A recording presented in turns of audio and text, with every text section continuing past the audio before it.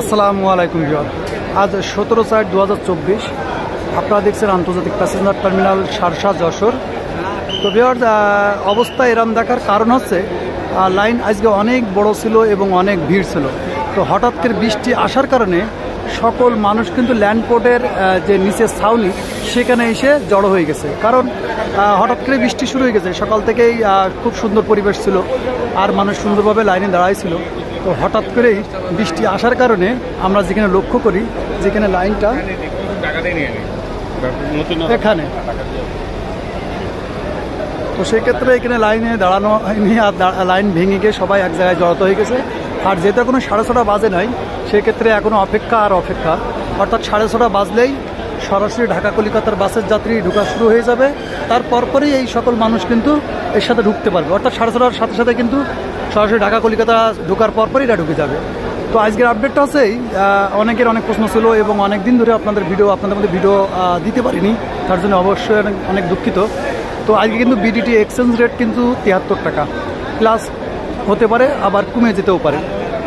আর পাশাপাশি অনেকের অনেক প্রশ্ন থাকে যে কোন টাইমে ভিড় কম থাকে। ভিড় কিন্তু দুপুর 2টা 2:30টার পরে ভিড় কম থাকে এবং বলতে পারেন অনেকেই বলে যে ভিড় কী বারে বেশি থাকে। সেক্ষেত্রে ভিড় কিন্তু শুক্রবার এবং বলতে পারেন পাশাপাশি যে বৃহস্পতিবার, এগুলো ভিড় বেশি থাকে। ভিড় কম থাকে সোমবার এবং রবিবার। তো বিকেল টাইমে দেখি ভিড় কম থাকে। আর মোটামুটি বলতে পারেন আজ কিন্তু ভিড়টা একটু বেশি হয়েছে, জানি না হয়তো মহরম কিংবা ছুটির কারণে কিন্তু ভিড়টা বেশি।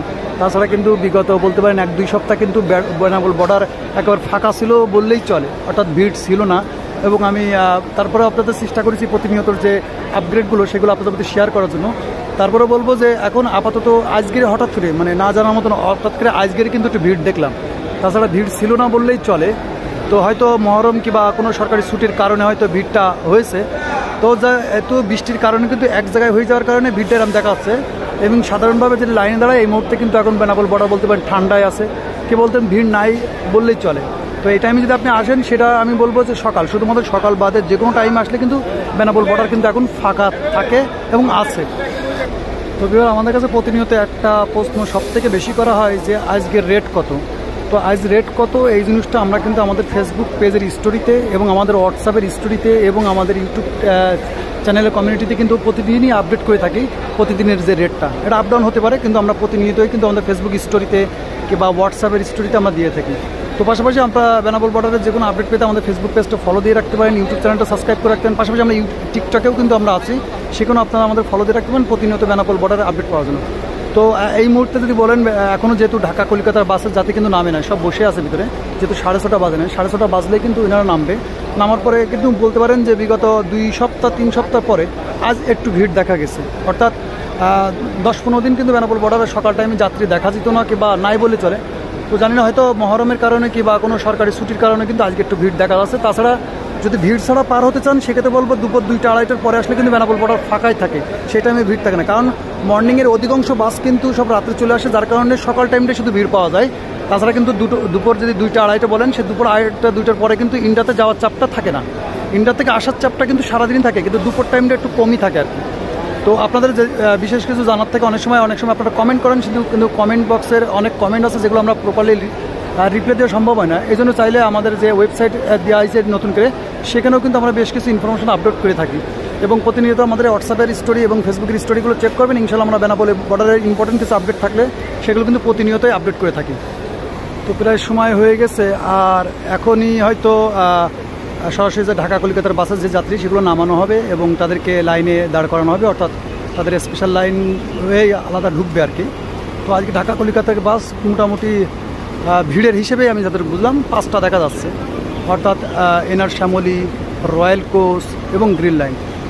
তো যেহেতু আপনি বলতে পারেন যে 6:30 বেজে গেলেই মনে করেন প্রায় তার 5-7 মিনিট আগেই সকল যাত্রীগুলো নামায় দেওয়া হয় আর কি।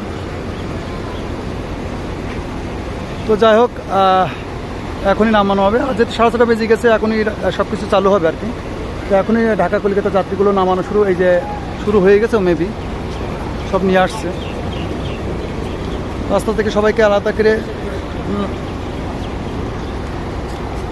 এখন এনাদেরকে সিরিয়ালে দাঁড় করাই দেওয়া হবে, অর্থাৎ এনাদেরকে আলাদাভাবে যখন ঢুকাই দেওয়া হয় তা সেক্ষেত্রে কিন্তু আলাদা করে সবাইকে সিরিয়াল দেওয়া হচ্ছে। আর সিরিয়াল দিয়ে যখনই ওপেনিং টাইম হয়ে যাবে আর কি, তখন কিন্তু সবাই এক এক করে ঢুকবে। ঢাকা কলিকাতার অনেকেই জিজ্ঞেস করেন ঢাকা কলিকাতার স্পেশাল লাইনের কি বিষয়। তো ঢাকা কলিকাতার বাসটা হচ্ছে আসলে যেহেতু সরকারি বাস, আর যে কোনো টেন্ডারের মাধ্যমে চলে সরকারি বাস, এই জন্য এখানে এনাদের জন্য আলাদা একটা সুবিধা থাকে, অর্থাৎ 6:30 বাজলে এনাদেরকে আলাদা করে লাইন দেওয়া হয়, আলাদা করে ওনারা আলাদা ঢুকে যেতে পারে। ভিতরে যাওয়ার পরে লাগেজ চেকিংয়ের পরে, কাস্টম চেকিংয়ের পরে, ইমিগ্রেশন সিল হওয়ার পরে তারা আবার ওই পাশে ইন্ডিয়ান ইমিগ্রেশন কাস্টম করায়, পুরো ওই পাশে বাসটা আলাদা চলে যায়। বাসের ওই পাশে গিয়ে সবাই কিন্তু চেকিংয়ের পরে সবাই এক এক করে বাসে ওঠে আর কি। তো এই যে লাইনে সবাই দাঁড়ায় যাচ্ছে, এখনই লাইন টান দিবে।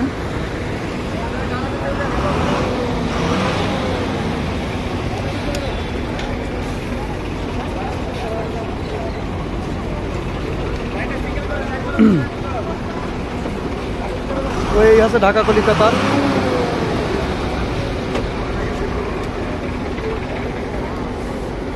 তো ভিউয়ার্স, ভিডিও বেশি থেকে বেশি শেয়ার করে দেবেন, ইনশাল্লাহ আমরা নেক্সটের জন্য আবার প্রস্তুতি নেব ইনশাল্লাহ। সকলে ভালো থাকবেন, নিজের খেয়াল রাখবেন। আল্লাহ হাফেজ।